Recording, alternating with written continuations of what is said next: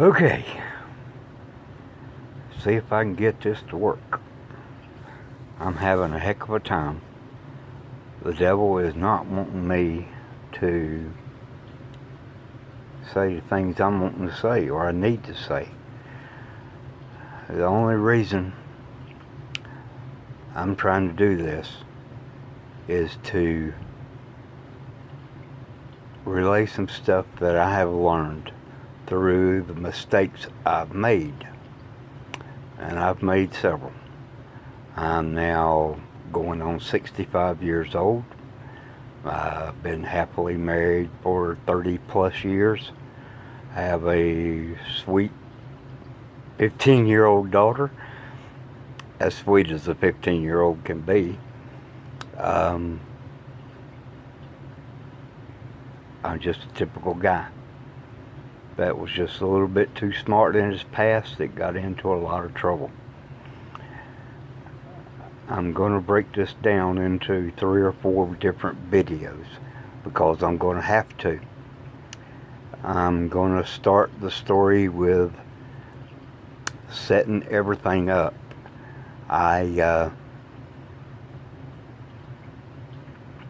made some good mistakes, and I have learned some pretty hard lessons.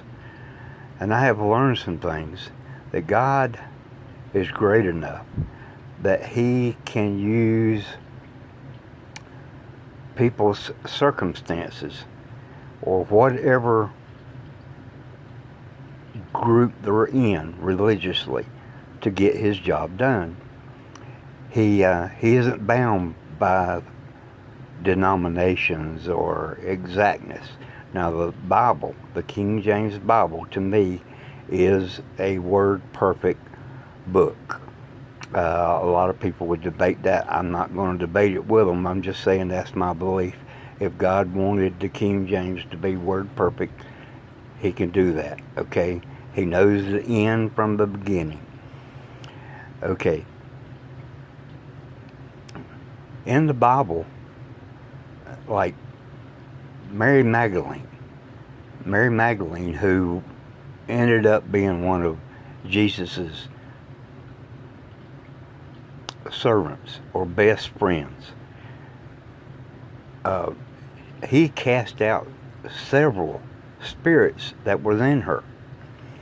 And the Bible talks about how there was a strong man and then there was others. We don't talk about that nowadays. We think that that's just gone. But it hasn't. But now, they can be called other things. And I understand that that movie, The Exorcist, years ago, scared a lot of people, especially when it comes to their own life. But God is in the process of healing people and teaching people, and He can go about it in so many different ways. He's not bound like we think He is, okay? And the Bible says He is no respecter of persons. He don't care about your philosophy. All He deals with is the truth, and that's all He cares about. And He could care less what you think. I mean, truthfully, He could care less.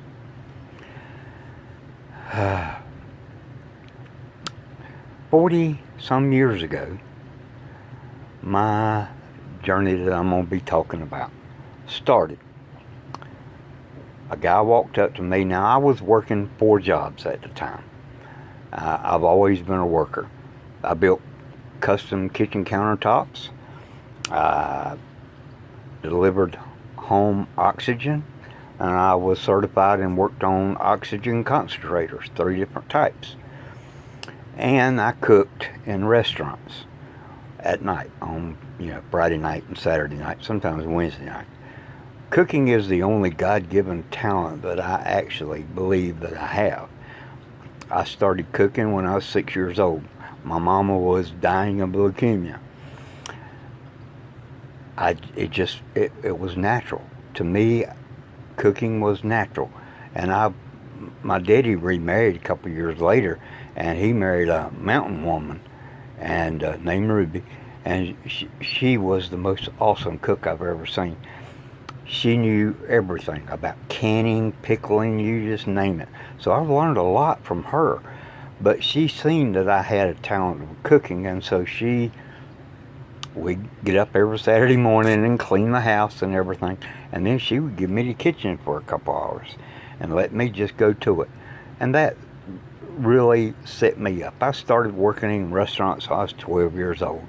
I worked over 20 years, and I finally just had to get out of it because that lifestyle just wasn't easy to deal with, working every night, and plus 40 years ago, this was kind of hard. They didn't have cable TV, and that's amazing, ain't it? They didn't have cable. Okay.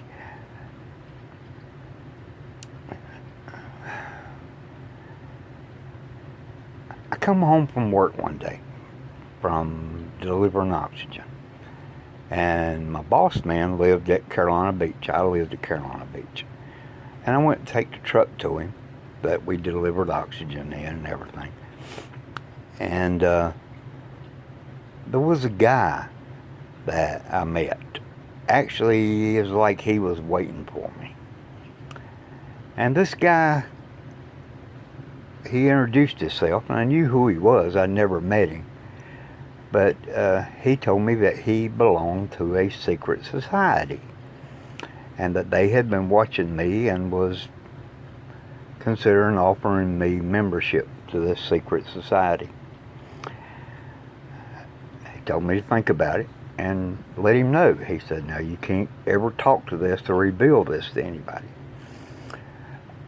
So I thought about it for a couple of days, and the curiosity, curiosity gets you in trouble more than anything else. And so naturally I said yes. He had the ability to control his wife. Like, if he wanted me and him to go sit down and talk for a while, his wife would just go to bed and go to sleep. It's almost like he would think of things for her to do or send commands. Well, there was an initiation ceremony, and we was in this room with all these candles lit. We was sitting on the floor, and he was talking in some foreign language that I've never heard. And he was drawing all kinds of symbols in the air and on my arms and stuff. And I couldn't understand what was going on. But whatever it was, there was so much, I could only describe it as energy or power in that room, that I got so dizzy I about passed out. And I was struggling. There was something going on, but I couldn't explain. So it ended, and I went on home. And over the next few days, he and I was meeting and everything. And now this secret society, you're never supposed to ever talk about it to anybody, or they will kill you. That was what I was told. And I don't deny that. I believe they would. After the learning or joining this group, there was something different that I couldn't explain or couldn't understand, but it felt good. Yeah, it felt good. Made you feel confident or capable. I don't know how to describe it. But we went into this, and he began teaching me. And there was all kinds of mental exercises and talks about this and that, and it was very involved. People don't really have an understanding of what this world is made of. we believe in God. A lot of people. Now, I believe totally in God, 100%. I'm not, if there's anything not real, it's this life. Okay, God is real. Or this existence, this planet. But people, they don't have any trouble believing in God. They don't have any trouble believing in angels. But they seem to have a little more problem, or they don't have a problem believing in the devil, but they have issues when it comes to understanding the angelical and the demonic realms. I look at it and I can best describe it as this. A person has a whole bunch of little dogs running around their feet, biting at them. And whenever these little dogs bite at you, it might be anger or lust or any number of bad things. But there's always one big dog that's got you by the butt. He's not a little dog. He's a big dog. And it might be whatever. Yeah, I mean, let's say you was into witchcraft or sorcery, or you was a prostitute like Mary Magdalene. Whatever. That would be the big one. But people are under attacks in ways that they don't have any idea of. And now, I understand that different philosophies have different ways of dealing with this. But the Bible says that the devil and his minions and Jesus and his angels are real. I don't have any problem with that. We don't comprehend how real they are. But, okay, I joined this group, was in all these mental exercises and training, that's what we called it. Now, this group had what we called the school. Now, part of this school, or part of this group's abilities, was astral projection. People don't believe in that, and it does work a lot different than what most people think that it works. But people think that their spirit leaves their body and goes places. That's what it seems like, very much. Unless God reveals to you the real truth, you won't know any different. You think that you are doing this. I'll explain it later as we get further into this. So there was this school, and the teachers that were at the school and the other members, they would all come in and go and this and that and the other. The school had been talking about something, or the guys had been talking about something that they considered it to be the preludes to an alien invasion. They couldn't understand it. They just thought that it was a prelude to an alien invasion. And I will show you, I will get my wife's phone and hold a picture up so I can record it. I will show you this city that I seen 40 some years ago that they have just recently gotten a picture of with the Hubble telescope. I will show you this city that I went and seen 40 some years ago. But I didn't think it was an alien city. See, when I joined this group, they asked me, they said, "Are you religious? Are you a Christian?" And I denied it because I didn't feel like I really was. Okay, I was raised in a church. I knew the Bible, but I had never seen any evidence that there was anything to it. I wanted to believe, but it's like I needed something. Well, okay. So the story starts there. 40 some years ago, I was inducted into a school, and I had gifts. Or not gifts, I had talents, is what I considered them. Later, I actually learned that they are gifts, but not from a source that you want to be gifted. And so there the story will begin.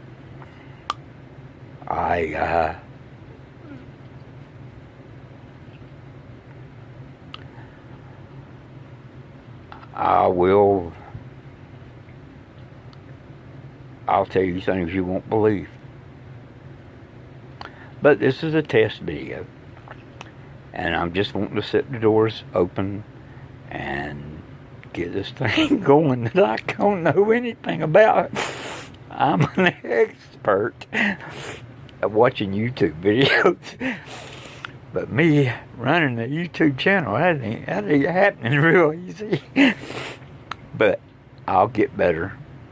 And I'll get this thing figured out. So, come back later. Or whatever. I don't know what you do, what subscribe or whatever. And you'll hear some stories